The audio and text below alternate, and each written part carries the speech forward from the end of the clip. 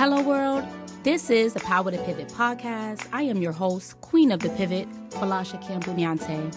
I'm so excited to embark on this journey with you. We are here for those juggling multiple responsibilities, to uplift those that feel overwhelmed, and to empower those that have the strength to carry a heavy load. I'm certain that this week's episode will give you the prophetic push that you need to get you through your journey.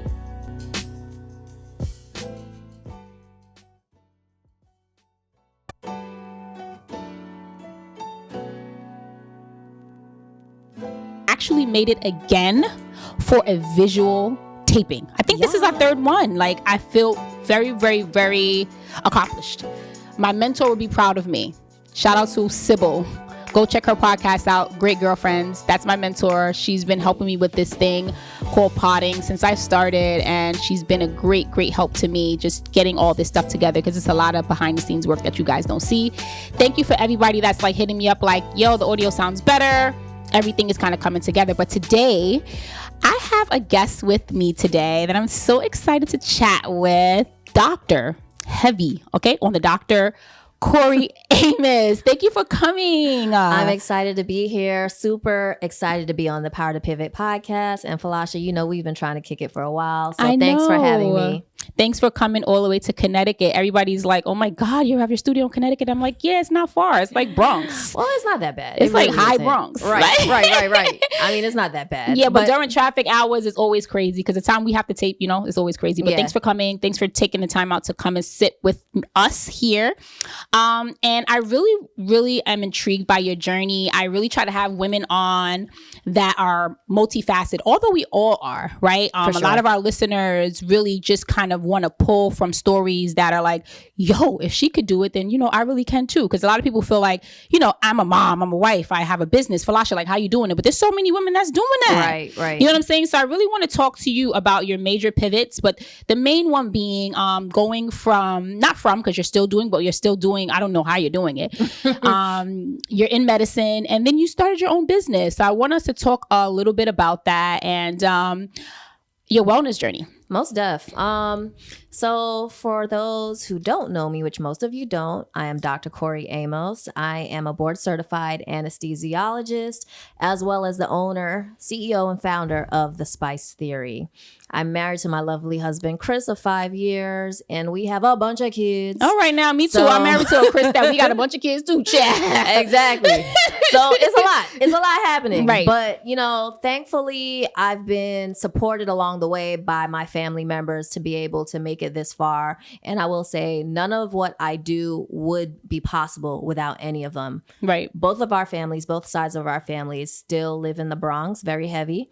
So I'm able to rely on them when it comes to just support with the children or to fill in the gaps. How many kids you got? So my 3-year-old Phoenix, she'll be 3 in July. Zion, he's 4. Oh, you got little ones. Little ones. Zaire is 11. That's my bonus kid, my stepson, but love him to death. That's like my other son. Right. And then we have Emil, who's 19. Okay. So we're all going on a family vacation in July. Wait, it is July. So it's July, you see how this is? It's July. My schedule be scheduling. So I really half the time don't know what's happening unless I write things down. Same. But I'm taking my mom with me because it would not be possible, again, without that extension of family. I'm trying to make that possible for me too. Me and my husband are definitely exploring those options because it's really a lot to do with just you two, especially when you have other passions outside of the home. For sure.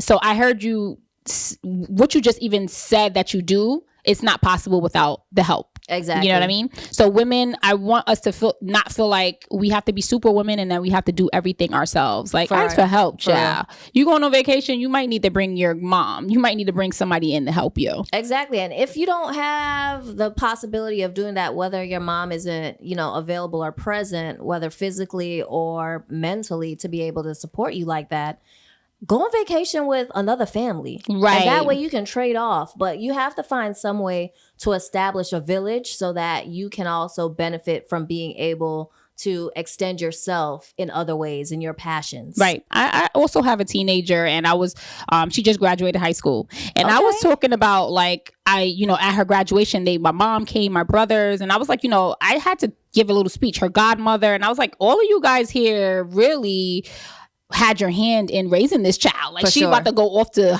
college, and if it wasn't for you guys, like, it would have been kind of like impossible for me. So shout out to the villages that are really out there. Shout out to the villages helping, our moms, our mompreneurs, so we could, fulfill our dreams. And listen, shout out to the grandparents that still want to be grandparents, because a lot of these grandparents are not grandparents anymore. I mean, it's the times have really changed. Like last weekend, my kids went with my mom last weekend because me and my husband, we took some time just to like have time for ourselves individually.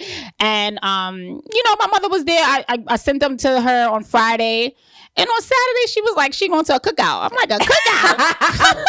Listen, grandma want to have fun too. I was like, you going to a cookout, girl? You only was on my grandma duties for 24 hours. So, Basically. My mom is a big support though. My mom would even like right now, if I need her right now, she'll cancel what she's doing to help me out. So I'm really grateful, but she's not here in Connecticut. So it's not that easy for me to kind of get that help. So we're working on trying to get her out here. So that makes sense. Yeah. That makes sense. I mean, for me, I'm going to be honest. I got to bribe her all the time, but whatever you got to do to make it work. That's what we do with my mom-in-law too. My kids are at my mom-in-law's now, so we not really bribe her, but like, your grandkids want to see you today, right? You got to word it differently, right? Like, it's not about me; it's about them. They said they miss Nana, right. So, that's the mom hat. So, doctor hat. How long have you been a doctor?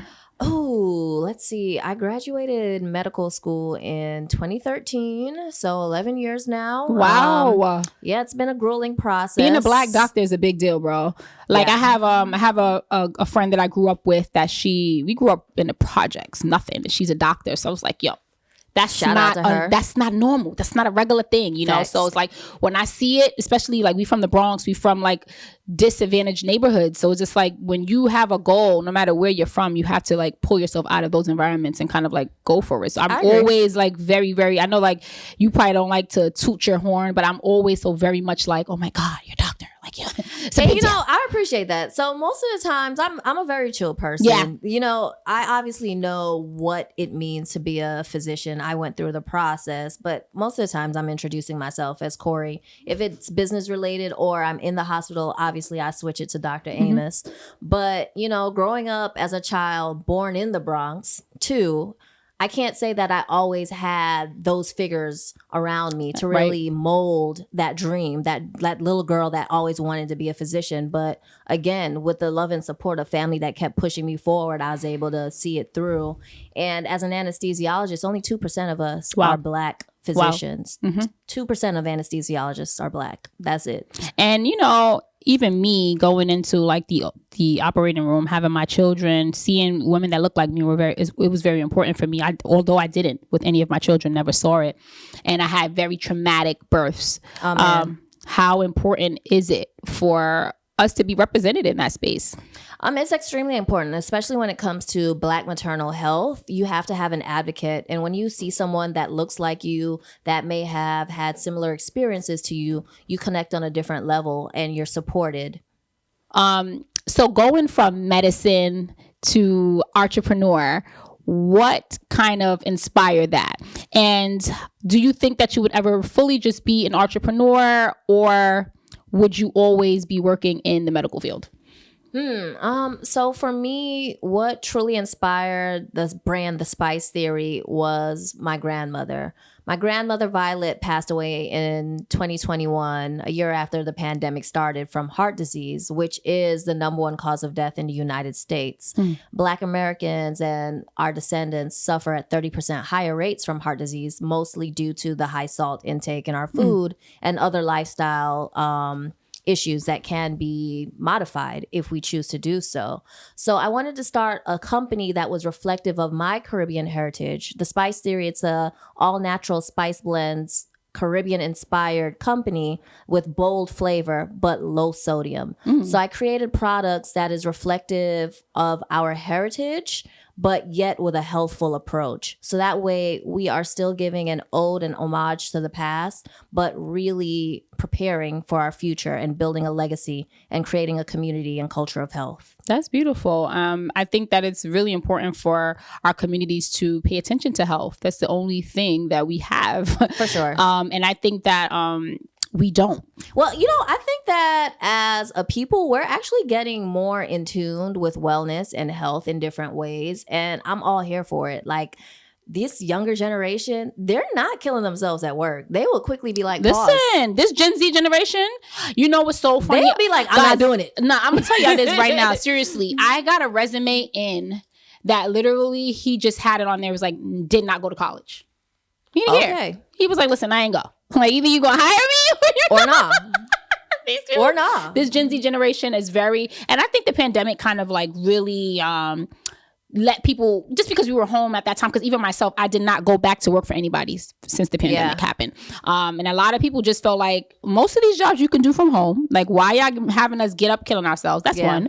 Two, it's just like, what's going on? Listen, it's called protecting your peace. Right. So to like answer the back end of your question, will I always be a physician? More than likely, yes, because I feel like I feel the weight of being a pillar of our community and really shouldering that burden. And I think that when I took the Hippocratic Oath, it was definitely a charge for me to be able to be a light and shine a light on what is going on within our community from a health aspect. So whether or not I choose to be full-time, I probably will go down part-time, and that way I'll be able to push the business forward a little bit more, just flip it a bit, but I'll still continue to be a physician. That's amazing. How do you prioritize your wellness?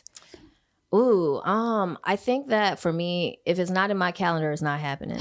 So I make sure I block out time, and it depends on your abilities. I take time to, let's say, get a facial and a spa treatment, and I book that out. So I paid for it in advance. And I know that sounds crazy, but I'm thankful that I've had the means to be able to do that. Whether it is just being able to say, you know what, I'm spending 20 minutes every day to meditate and walk in the morning. I'm spending a little time outside so I can actually get a little sunlight on my back. You have to carve out time, and you have to be very dedicated to it and intentional. It's the intentionality behind it that I think drives wellness. So whether that's your food and your intake, whether you're saying, you know what, I'm a meal prep for the week, so I'm not stopping by McDonald's, or it's saying that, you know what, I'm going to treat myself and take myself on a quick date to Applebee's or Red Lobster, whatever your favorite place is, just to have time for yourself. You need to make sure that you're doing that, because you have to make sure your cup is full before you can fill others. And I think that's what happens with a lot of mothers. And I've been in that boat where you feel like, you know what, I don't have much to give. Mm-hmm. I need to replenish. I really, really love that answer. And it's something that for me, as I've gotten older, it's something that's so important just for me to have that time just to be me, just to be Falasha, and whatever that is, like everything that you said is what I do. Yeah. I carve out time just to be in silence. I carve out time for spa day. I carve out time, and I spoke about this in another episode because I have young children too, kind of same ages as you, and I really am against mom guilt. Like, I don't get it. I don't get mom guilt anymore, because I'm just like, you know what? If I'm not at my best, I cannot be my best for them. Yeah. So when I need a minute, I need a minute. And if the kids are going to be okay. Most definitely. Listen, and thank God for a spouse that is on the same like-mindedness when it comes to parenting, because there are plenty of times when I just throw those kids off to him like a basketball. And I'm like, alley-oop, jump shot. You got it. It's time for me to go. Yes, I got to go. Mommy has to recharge. Right. And then my husband too. Like, sometimes, like when we had the baby when she was so small, he was kind of home with her a lot. And I just, you could see it in their eyes, like, yeah, they need a break from the baby too, you know? So just really having that support is really important, and getting that time in for your wellness. I really need more intake with the way I eat. I feel like, you know, I've always been the person to kind of eat whatever I want, because I'm such a small person. But as you get older, it's not about your weight. It's about like your intake and what you're taking in. So you see, the thing in our community, we have a few diseases that are very rampant, that are very much silent killers. So you may not see it, but the devastation that it causes is very much at the forefront. And I'm talking high blood pressure. I'm talking diabetes. It's not until it gets to end stage effects of these diseases that you really see how it can potentially ravage your body. And those are the things that we have to consider, whether you're a person who's always been skinny mini or not. those are the things that our dietary intake really affects. Right. And we have to be considerate of. Right. Even, as now, even in our 30s, even in our early 40s, these are the things that we have to be. It's true. It's true because if you're not paying attention to that, we see too many people get heart attacks and lose their lives way before their time. Or lose limbs. Like, how many people you see walking around with so what amputations? what are some wellness issues that you see patients every day kind of suffering from? Like, what are like you just said, heart attacks, high blood pressure. What are some of the wellness issues that you see happening with the patients that you deal with every day? I think, 20 plus years ago, I would have said tobacco use. Like, that's the issue. Like, people are smoking and not understanding the cancerous effects that it may have, the untoward effects, again, to your blood pressure, your coronary arteries, etc. Now it's a sedentary lifestyle. People are not moving. And I think if you incorporate some form of exercise, whether that is just mindful stretching, yoga, a little Pilates, or just some straight cardio, walking or running when you can, that will do a lot for you. Wow. So we got to get up and move, guys. I think this basically. So the pandemic on the downside has had people just sitting down on their computers, not doing anything. I was buying everything gym related during that pandemic. I know my husband was looking like another Amazon package. No. I was really a crazy person.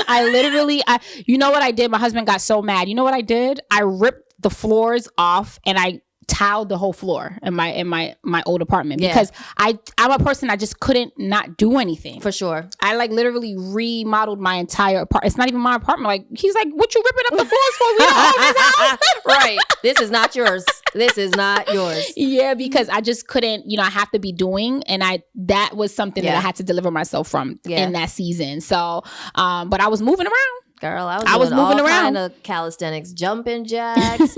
I bought a jump rope. I had like a situation set up like I was doing football drills in the backyard with all the little cones with and the kids. Stuff. It was crazy. Yeah. So I think that we need to really incorporate some exercise. So I think that we could take that away. We could take away some wellness tips that we could take away right now. Are one, eat well.